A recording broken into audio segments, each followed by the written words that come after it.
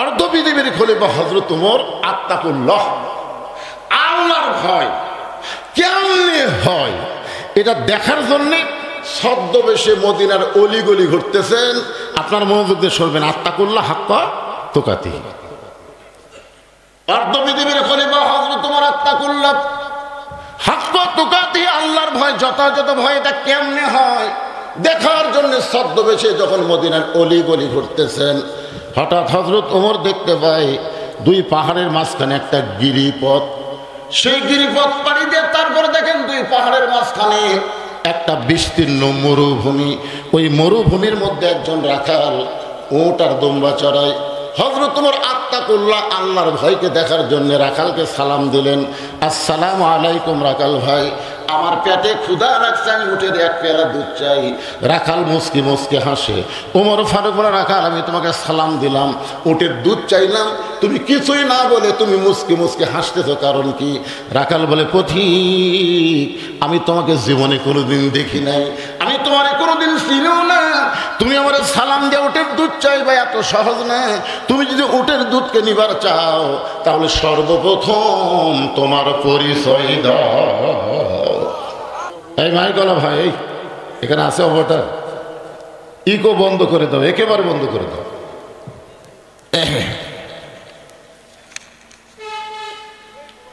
দারুল আরকাম কওমি মাদ্রাসা কর্তৃক আয়োজিত আজকের এই তাফসীরুল কোরআন মাহফিল, আজকের এই মাহফিল আল্লাহ তাআলা যিনাকে সম্মানিত সভাপতির আসনে কবুল করেছেন, আলহাজ মোহাম্মদ ফজর আলী মন্ডল, আজকের এই মাহফিলের সম্মানিত সভাপতিকে অন্তরের অন্তঃস্থল থেকে আমি শুভেচ্ছা জ্ঞাপন করছি। আজকের এই মাহফিলের সম্মানিত সহসভাপতিবৃন্দ, সম্মানিত সহসভাপতির আসনে আল্লাহ দুজনকে কবুল করেছেন। সম্মানিত প্রধান অতিথি জনাব ডাক্তার মোহাম্মদ আব্দুল সত্তার সাহেব, সম্মানিত প্রধান মেহমান জনাব ইঞ্জিনিয়ার মোহাম্মদ রিনাউল হক, আজকের এই মাহফিলের সম্মানিত বিশেষ অতিথিবৃন্দ, সম্মানিত সুধীজন, সকলকেই অন্তরের অন্তঃস্থল থেকে আমি শুভেচ্ছা জ্ঞাপন করছি। আজকের এই মাহফিলে সম্মানিত ওলামায়ে কেরাম, আপনাদের মাঝে মাঝে যে সমস্ত আলেম ওলামা বসে আছেন, মঞ্চে আছেন, মাগরিবের নামাজের পর থেকে এত রাত পর্যন্ত কোরআন হাদিসের আলোকে অত্যন্ত গুরুত্বপূর্ণ আলোচনা করে আপনাদেরকে শোনালেন আলেম ওলামা সহ আজকের এই মাহফিলের বক্তাগণকে অন্তরের অন্তঃস্থল থেকে আমি শুভেচ্ছা জ্ঞাপন করছি।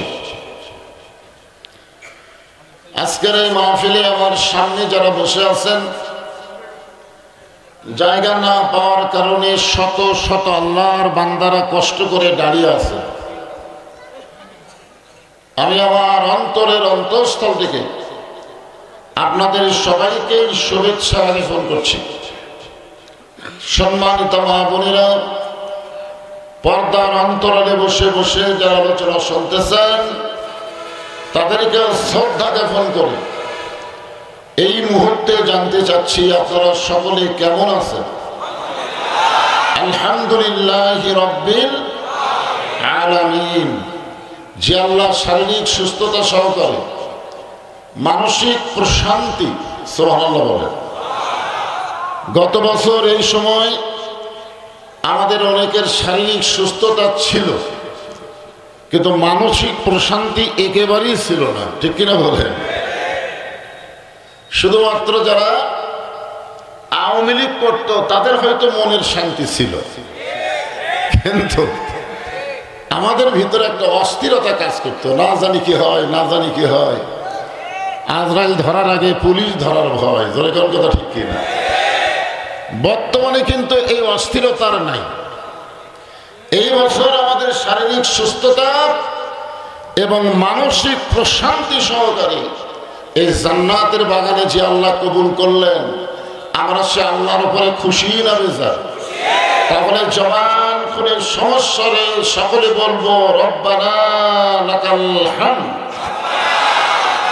হামদান কাসীরান তাইয়িবান মুবারাকান ফীহি। আমরা প্রশংসা করলাম কার? কেন করলাম?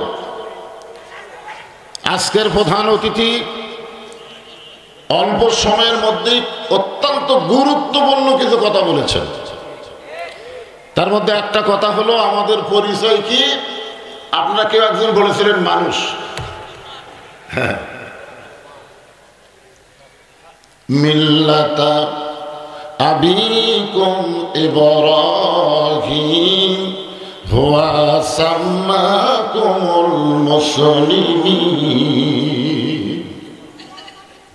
আমাদের জাতির পিতা হলেন হযরত ইব্রাহিম, যিনি আমাদের নাম রেখেছে মুসলমান। তাহলে আমাদের পরিচয় কি? যারা বলবেন না তাদের মধ্যে মনে হয় ভেজাল আছে। কারণ মুসলমান তো দুই রকম, একটা হলো আসল, একটা হলো ভেজাল। যে দেশে কোরআনের ওয়াজ হয়, কোরআন অনুযায়ী মুসলমান চলে না, এই দেশে আসল মুসলমান খুবই কম। ধরে গন্ধ কোরআনের ওয়াজ শুনবেন আর মানুষের আইন অনুযায়ী চলবেন। এজন্য আল্লাহ বলেছেন লা তামুতুন্না, মৃত্যুবরণ করো না ইল্লা ওয়া আনতুম মুসলিমুন। তো ভাইজান, প্রধান অতিথি সাহেব যে কথা বললেন তার মধ্যে একটা গুরুত্বপূর্ণ পয়েন্ট হলো, আল্লাহ ইচ্ছা করলে আমাদেরকে হিন্দুদের ঘরে, বৌদ্ধদের ঘরে, খ্রিস্টানদের ঘরে, ইহুদিদের ঘরে পাঠাবার পারতেন, ঠিক কিনা বলেন? কিন্তু আল্লাহ ইচ্ছা করে ওই সকল জায়গায় না পাঠায় মুসলমানের ঘরে আমাদের কবুল করার কারণে বিশ্বাস করতে হবে রুহের জগতে আমাদের রুহগুলোকে আল্লাহ এত ভালোবাসেন যে দুনিয়াতে পাঠায় সবার ঘরে পাঠায়নি, মুসলমানের ঘরে আল্লাহ কবুল করেছেন। তাহলে এই দুই জগতে আল্লাহ আমাদের পক্ষে, রুহের জগতেও আল্লাহ আমাদের পক্ষে, দুনিয়ার জগতেও আল্লাহ আমাদের কি পক্ষে। তার কোরআনের দলিল হলো গায়রাল ইসলাম দীনান ফালাই ইউকবালা মিনহু। আপনারা বলেন তো, কবরে গেলে আমাদেরকে কিন্তু একটা প্রশ্ন করা হবে, আমা দীনুকা, তোমাদের জীবন ব্যবস্থা কি? এ কথা বলবে না যে তোমাদের ধর্ম কি, এটা বলবে না। ইসলাম, হ্যাঁ, একটু মনোযোগ দিয়ে শুনবেন। কবরে তিনটা প্রশ্নই হবে রাজনৈতিক প্রশ্ন।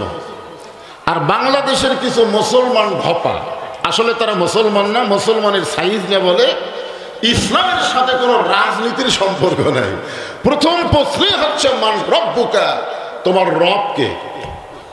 আপনারা বলেন তো, রব কি কোনো এলাকা নিয়ে না সব এলাকায়?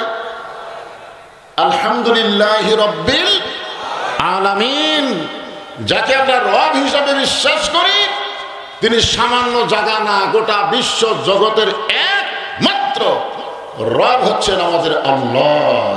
সুবহানাল্লাহ। দুই নম্বর প্রশ্ন হবে আমা দীনুকা। আল্লাহ বলতেছেন ওমাইয়াবতাগি গায়রাল ইসলাম দীনান ফালাই ইউকবালা মিনহু। ইসলাম ছাড়া অন্য কোন জীবন ব্যবস্থা কেউ যদি গ্রহণ করে, আল্লাহ বলেছেন কখনোই কবুল করা হবে না। আল্লাহর কাছে একমাত্র জীবন ব্যবস্থার নাম কি? কয় না? ধর্মের নাম? ধর্মের জীবন ব্যবস্থার নামই হলো ইসলাম।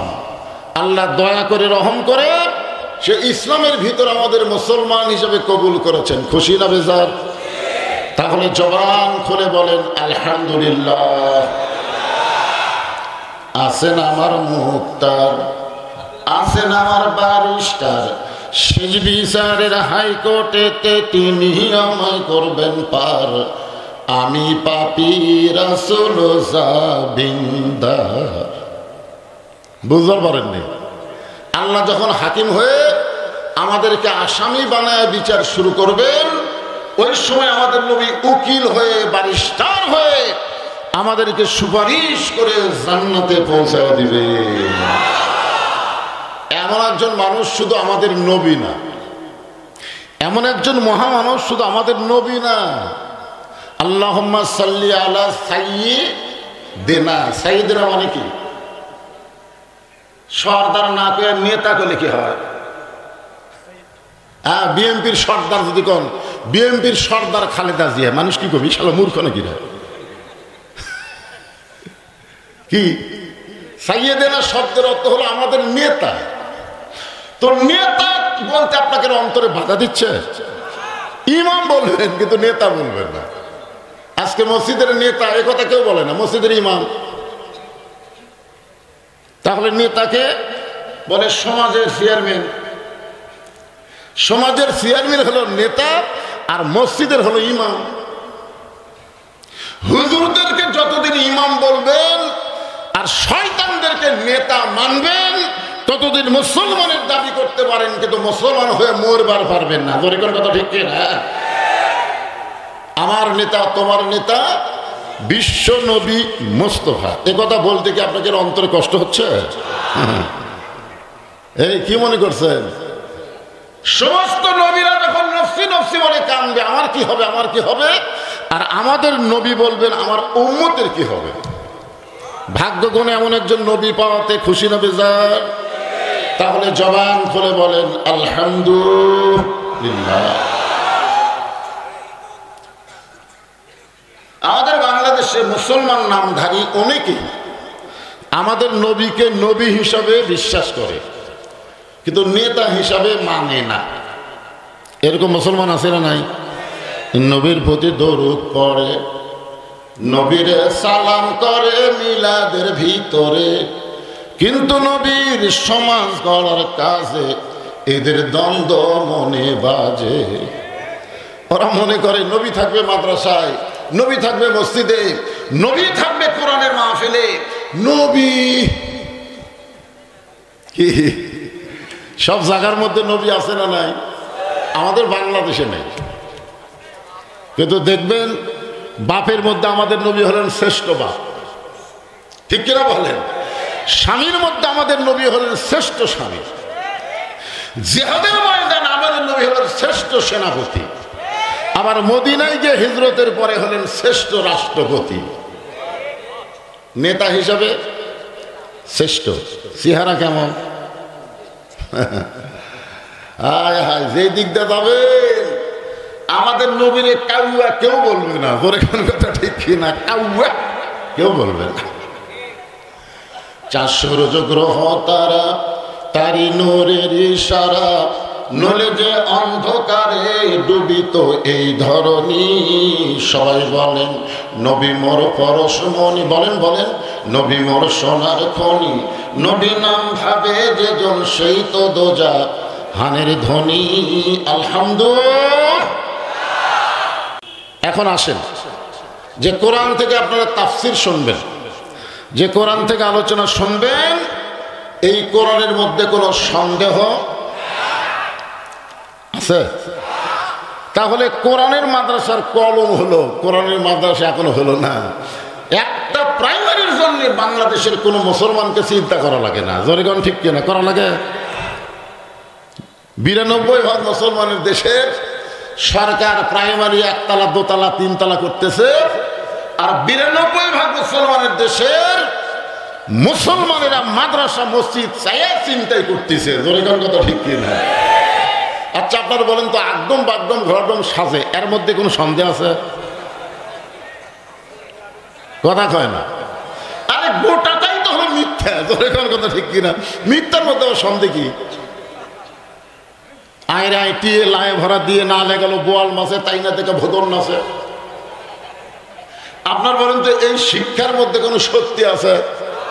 আর এই কোরআনের মধ্যে কোনো মিথ্যা আছে? সুবহানাল্লাহ। স্বীকার করেন। হ্যাঁ, আল্লাহ বললেন যালিকাল কিতাবু লা রাইবা ফীহি হুদাল লিল মুত্তাকিন। আচ্ছা, এই চেয়ারে যাই বসে উঠ পুট করলে ধরবে না। এর আগে যে মুরব্বী ছিল একই অবস্থা। এই চেয়ার ডাটা নেই দেখলে আসেন তো, এত ফাঁকর তুলে হবে না। আমি নিয়ে আসেন, এই ধরো চেয়ার ধরে নিয়ে আসেন। না না ঠিক আছে।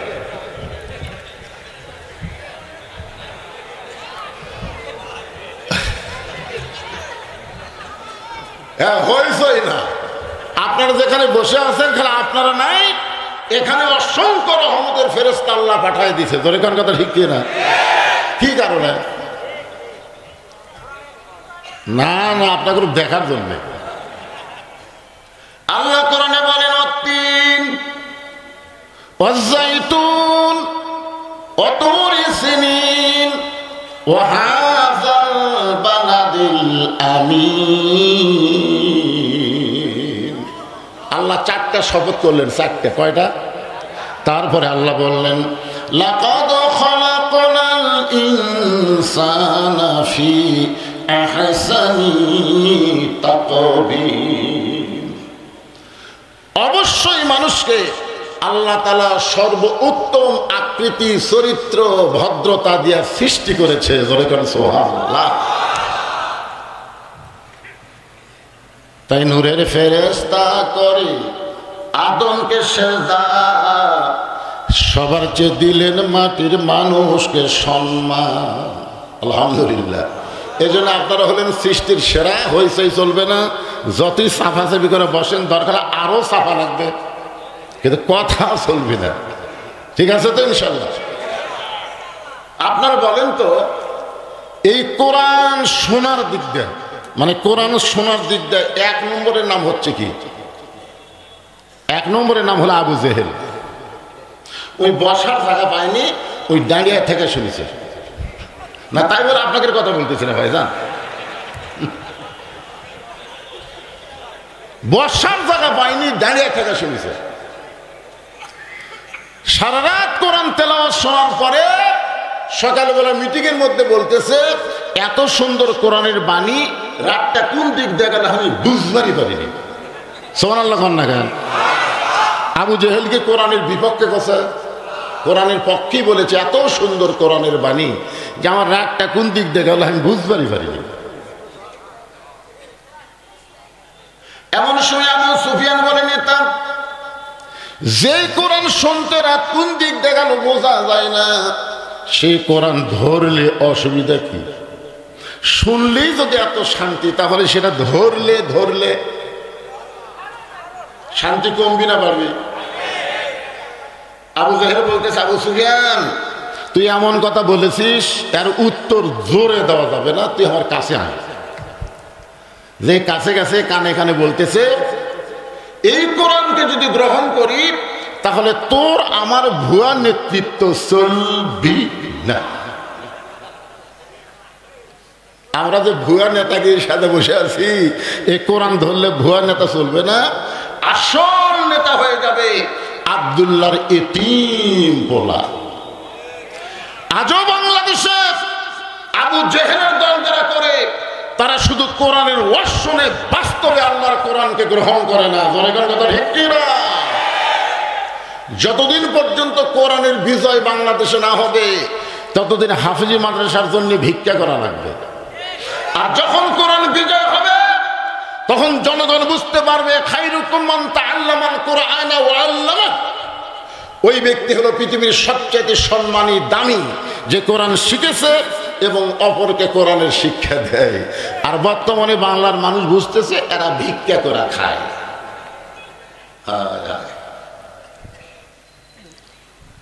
এই জন্য আল্লাহ বললেন হুদাল লিল মুত্তাকিন। কোরআন থেকে হেদায়েত নিতে গেলে তাদেরকে মুত্তাকি হওয়া লাগবে।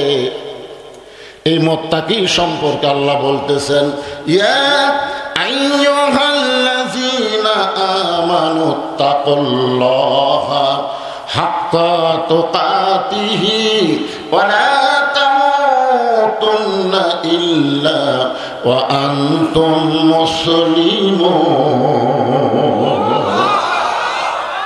আসেন এই আয়াতটাকে সামনে নিয়ে কথা বলবো, একটু মনোযোগ দিয়ে শুনবেন। শোনার দরকার আছে না নাই? আল্লাহ বলেছেন সামিনা কথা আনা, আগে শোনা লাগবে। তো শোনার সময় যদি আপনি বুঝবার না পারেন তাহলে সেটা গ্রহণ করবেন কি করে?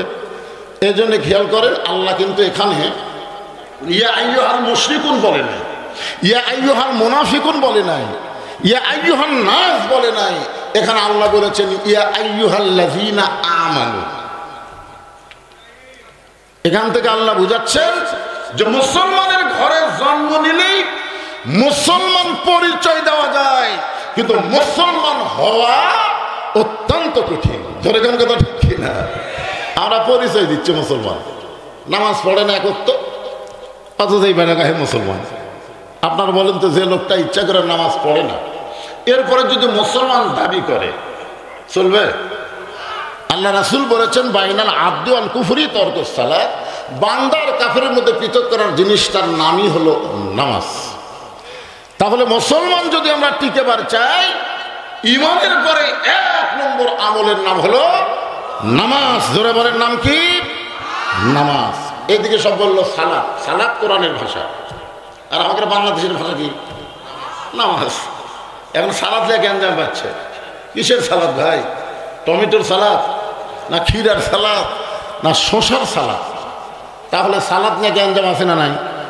কিন্তু যদি বলা হয় নামাজ, কেউ কি বলবে টমেটোর নামাজ? কেউ বলবে না। তো যেটা আমরা বুঝি সেটাই কম। কথা বুঝলেন তো?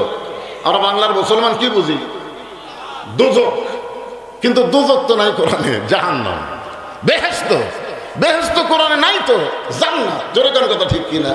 তো বেহেশত করলে আপনারা বুঝবেন না, দুজক বললে আপনারা বুঝবেন না। কথা কন না কেন? এই যে রোজা রোজা করতেছেন, গোটা কোরআনে রোজা আছে নাই? গোটা কোরআন আছে রমজান সিয়াম, তো আমরা রোজা রাখি। আমরা বলি তো রোজা, বলি না ভাইজান? বলি না? হ্যাঁ। রোজা যদি বোঝেন তাহলে নামাজ দিয়ে সালাত বুঝবেন ইনশাআল্লাহ।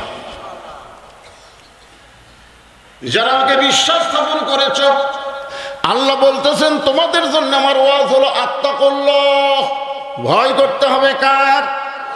জোরে বলেন।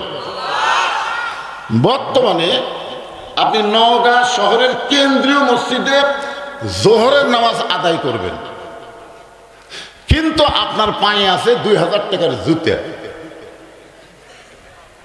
আপনি নিয়ত করেছেন সামনে কাতারে নামাজ পড়বেন, আপনার নিয়তও ভালো, এখন জুতাই তো বিপদ হয়ে গেল।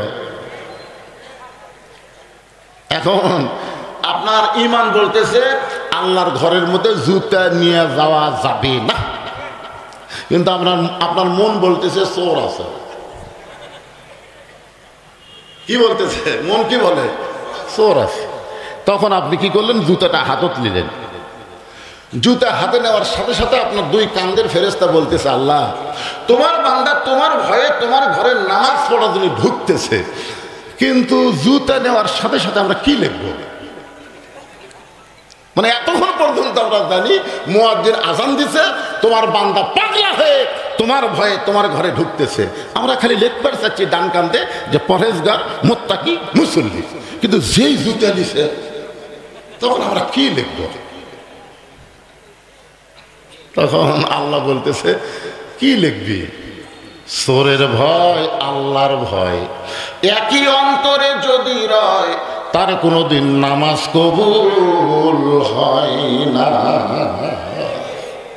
এখন চোরের ভয় যদি আমরা অন্তর থেকে বের করার চাই, তাহলে বর্তমানের আইন দিয়ে, কথা কয় না বাঙালি, কথা কয় না রে, লাভ হবে? তাহলে সমাজ পরিবর্তন করা লাগবে, রাষ্ট্র পরিবর্তন করা লাগবে, সংবিধান পরিবর্তন করা লাগবে। আল্লাহর কোরআনকে সংবিধান কবুল করে আল্লাহর কোরআনের রাষ্ট্র গঠন করা লাগবে। আপনি চেষ্টা করেন, আপনি চেষ্টা করেন। আল্লাহ রাসূল বলেছেন মান সাআলাল্লাহু তাআলা আশ-শাহাদাতা বিসিদকিন বাল্লাগাহুল্লাহু মানাজিলা শুহাদা ওয়া ইন মাতা আলা ফিরাশিহি রাওয়াহুল বুখারী কিতাবুল মাগাজি। আল্লাহ রাসূল বলেছেন বাংলার জমিনে, পৃথিবীর জমিনে আল্লাহর কোরআনকে বিজয় করার নিয়তে যারা আন্দোলন করে শাহাদাতের নিয়ত করবে, ওই মাতা আলা ফিরাশিহি, সে যদি নিজের বিছানায় মৃত্যুবরণ করে, বাল্লাকাহুল্লাহু মানাজিলাশ শুহাদা, হাসরের ময়দানে আল্লাহ তাকে শহীদদের কাতারে দাঁড় করাইয়া দিবে। এই সিজার করাটা কে রে? কি এখনকার ছোট ছোট বাচ্চারা সব সমান নয় তো, ডাক্তার সেবার কাছে বসে আছে।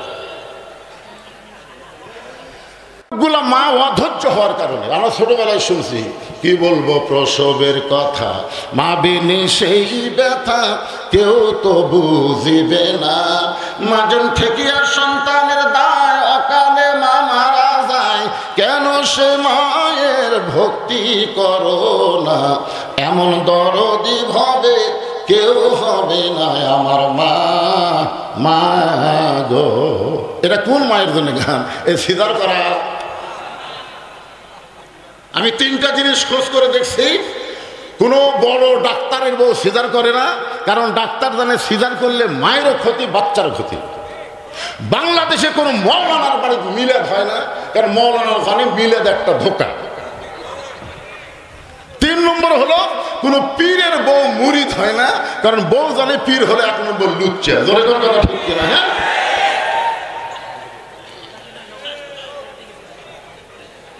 আপনি যদি মা ধৈর্যশীল হন, এই যে আমরা 3 জন বসে আছি, একটাও সিজার করে না, সব নর্মালি জন্ম নিয়েছি। জোরে কথা কর না কেন?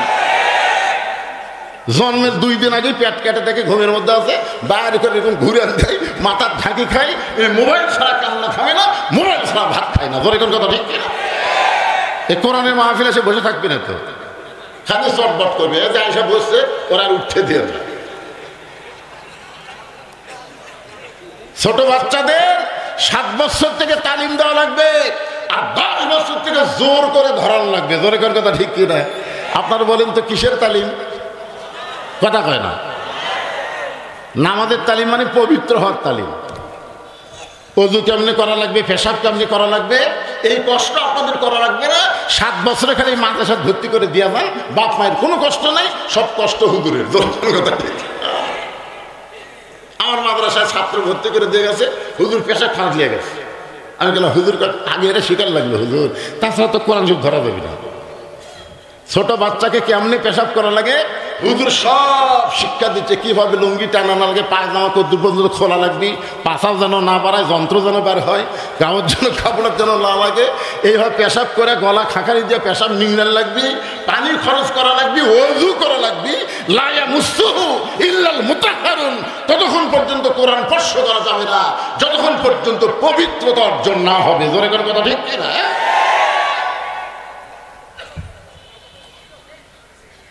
একটু মনোযোগ দিয়ে শুনবেন, তাহলে কি করবেন? চোরের ভয় আল্লাহর ভয় একই কলিজার মধ্যে যদি রয়, তার কোনোদিন নামাজ কবুল। এখন চোরের ভয় থেকে আমরা আল্লাহর ভয় কলিজায় রাখবো। এই নিয়ত শুধু মনে মনে করলে হবে না, চেষ্টা করার দরকার আছে না নাই? আল্লাহ বললেন আত্তাকুল্লাহ হাক্কা তুকাতিহি। একটু মনোযোগ দিয়ে শুনবেন। এই যে বর্তমান বাংলাদেশ চলতেছে, এই বাংলাদেশ সুন্দর একটা বাংলাদেশ যদি করতে চাই, আল্লাহ সূরা মুলকের 2 নম্বর আয়াতে বললেন আল্লাযী খালাকাল মাউতা ওয়াল হায়াতা লিয়াবলুয়াকুম আইয়ুকুম আহসানু আমালান ওয়া হুয়াল আজিজুল গফুর। অর্ধপৃথিবীর খলিফা হযরত ওমর আত্তাকুল্লাহ, আল্লাহর ভয় কেমনে হয় এটা দেখার জন্যে ছদ্মবেশে মদিনার অলিগলি ঘুরতেছেন। আপনার মনোযোগ দিয়ে শুনবেন, আত্তাকুল্লাহ হাক্কা তুকাতিহি। অর্ধপৃথিবীর খলিফা হযরত ওমর আত্তাকুল্লাহ হাক্কা তুকাতিহি, আল্লাহর ভয় যথাযথ ভয় এটা কেমনে হয় দেখার জন্য ছদ্মবেশে যখন মদিনার অলিগলি ঘুরতেছেন, হঠাৎ হযরত ওমর দেখতে পায় 2 পাহাড়ের মাঝখানে একটা গিরিপথ। সেই গিরিপথ পাড়ি দিয়ে তারপরে দেখেন 2 পাহাড়ের মাঝখানে একটা বিস্তীর্ণ মরুভূমি। ওই মরুভূমির মধ্যে একজন রাখাল উট আর দুম্বা চড়ায়। হযরত ওমর আত্তাকুল্লাহ আল্লাহর ভয়কে দেখার জন্য রাখালকে সালাম দিলেন, আসসালামু আলাইকুম রাখাল ভাই, আমার পেটে ক্ষুধা লাগছে, আমি উঠে এক পেয়ালা দুধ চাই। রাখাল মুসকি মুসকি হাসে। ওমর ফারুক বলে, রাখাল আমি তোমাকে সালাম দিলাম, উটের দুধ চাইলাম, তুমি কিছুই না বলে তুমি মুসকি মুসকি হাসতেছো, কারণ কি? রাখাল বলে, পথিক আমি তোমাকে জীবনে কোনোদিন দেখি নাই, আমি তোমার কোনোদিন চিনিও না, তুমি আমার সালাম দিয়ে উটের দুধ চাইবা এত সহজ না। তুমি যদি উটের দুধকে নিবার চাও তাহলে সর্বপ্রথম তোমার পরিচয় দাও। সর্বপ্রথম কি দাও? ওমর ফারুক চিন্তায় পড়ে গেলেন, আত্তাকুল্লাহ আল্লাহর ভয় দেখার জন্যে আমি ছদ্মবেশ ধারণ করেছি, এখন যদি আমার পরিচয় দে তাহলে আমার গোমর তো ফাঁস হয়ে যাবে, আমি কেমনে আত্তাকুল্লাহ হাক্কা তুকাতিহি ডিগ্রি দেখতে পাবো? এমন সময় আল্লাহর কোরআন বলে, ওমর রাখাল যখন তোমার পরিচয় চাইছে তুমি আসল পরিচয় দাও। তোমার আসল পরিচয় হলো মিল্লাতা আবিকুম ইব্রাহিম হুয়া সাম্মাকুমুল মুসলিমিন, তোমার জাতির পিতা ইব্রাহিম তোমার নাম দিয়েছে মুসলমান। ওমর ফারুক বলে, রাখাল আমার পরিচয় যখন শুনতে চাও আমি একজন মুসলমান। রাখাল মুসকি মুসকি হাসে। ওমর ফারুক বলে, রাখাল আবার হাসার কারণ কি? বলে, হাসার কারণ হলো তুমি আসল না নকল। ওমর ফারুক চুম করছে, কে রে? মুসলমান তো মুসলমানই, এর মধ্যে আসল নকল কি? রাখাল বলে, পথিক আসল মুসলমান যারা হবে তারা চাওয়ার ব্যাপারে সতর্ক থাকবে। আসল মুসলমান দরকার হলে ফাঁসির মঞ্চে যাবে, কিন্তু রাষ্ট্রপতির কাছে বাঁচার দরখাস্ত লিখবে না। এরকম আসল মুসলমান বাংলার জমিনে ছিল কি ছিল না? আছে না নাই? যখন আছে না নাই? দরকার হলে ফাঁসির মঞ্চে যাবে, কিন্তু রাষ্ট্রপতির কাছে বাঁচার দরখাস্ত লিখবে না। আসল মুসলমান কোনোদিন বলবে না আমার দয়াল বাবার দরবারেতে কেউ ফিরে না খালি হাতে। আপনারা বলেন তো, কোরআন বিজয় বাধা দেওয়ার জন্য একদল ধর্মের নামে ব্যবসায়ী আছে না নাই? যখন আছে না নাই? ওরা জানে বাংলাদেশে যদি কোরআন চলে তাহলে আমাদের বাবার দরবার একটাও থাকবে না। ওদের কথা ঠিক কি না? আমরা নামাজের মধ্যে কি বলি সূরা ফাতিহায়, ইয়াকা নাবুদু ওয়া ইয়াকা নাস্তাইন। আমরা ইবাদত করি কার? সাহায্য চাইব কার কাছে? রাখাল বলে, পথিক সত্যি যদি তুমি মুসলমান হও তাহলে তুমি দুধ চাইছো কার কাছে? ওমর ফারুক চুপ করছে, দুই চোখ দিয়ে দরদর করে পানি পড়তেছে। আল্লাহ তোমার কোরআন যখন দুনিয়াতে চালু হবে, উমর যদি ভুল করে একটা রাখাল পর্যন্ত ভুল ধরতে পারবে। আত্তাকুল্লাহ ডিগ্রি অর্জন করতে গেলে এ কোরআন খালি শুনলে হবে না, বাস্তবে কোরআন মোতাবেক আমল করা লাগবে। জোরে কোন কথা ঠিক কি না? ওমর ফারুক বলে, রাখাল ভাই সাওয়ার ব্যাপার আমার ভুল হয়ে গেছে। রাখাল বলতে যে ভুলটা যখন স্বীকার করেছো তাহলে আল্লাহ তোমাকে তওবা করার সুযোগ দিছে। আপনারা বলেন তো, যেই দলের মেম্বার থেকে প্রধানমন্ত্রী পর্যন্ত পয়লা যায়, ওই দলের যেগুলো লোক বর্তমানে আছে ওরা কিন্তু এখন তওবা করা লাগবে। জোরে কথা কর না কেন রে ভাই, কথা কর না কেন? এর আগে এরশাদ চাচা বহু জ্বালাতন করছে, উনি কিন্তু পয়লা যায়নি, পলে গেছে। বেগম জিয়া বহু কষ্ট দিছে, উনি কিন্তু পলে যায়নি। তারপরে তোমরা এখনো গুজব লীগ, আফসোস লীগ, হতাশা লীগ না করে আল্লাহ তোমাদেরকে তওবা করার সুযোগ দিছে। দোকান দেয় কি দেয়? কথা কর না কেন? রাখাল বলে, পথিক ভুলটা যখন স্বীকার করেছ তাহলে তুমি তওবা করো। ওমর ফারুক বলে, রাখাল আমি তওবা করতেছি। রাখাল বলতেছে, তুমি একজন মূর্খ মানুষ, তুমি তওবা কেমনে করবা? আমি তওবা করাই, তুমি আমার সঙ্গে তওবা পড়ো। ওমর ফারুক বলে, আমি মূর্খ মানে? বলে, মূর্খ না হলে চাওয়ার ব্যাপারে তুমি অসতর্ক হলে কেন? মূর্খ না হলে চাওয়ার ব্যাপারে অসতর্ক হলে কেন? সঙ্গে সঙ্গে ওমর ফারুক চোখের পানি বের করে বলে, রাখাল ভাই আসলে আমি একজন মূর্খ, তুমি আমাকে তওবা পড়ায় দাও। এবার রাখাল হযরত ওমরকে তওবা পড়াচ্ছেন। যারা মাগরিবের নামাজ পড়েন নাই, এশার নামাজ পড়েন নাই, ওয়াজ শুনতেছেন, ফজরের আগে যদি আপনি মরে যান,